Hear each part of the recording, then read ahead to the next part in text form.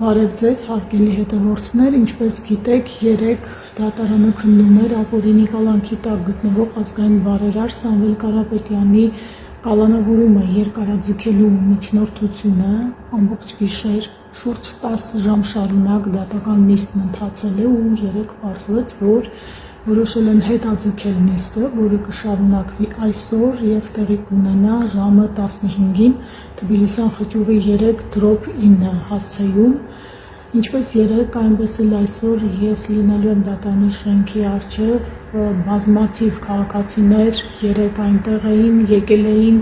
իրենց սատարումը, աջակցությունը հայտնելու ազգային բարերարին և մինչև ուշ գիշեր չէին հեռանում ու երեկ նաև մի շատ ուշագրավ փաստ արձանագրեցինք, երբ նիստը ավարտվեց և ազգային բարերարին արդեն տեղափոխում էին դատարանից, իրավապահները մեքենան այլ ճանապարհով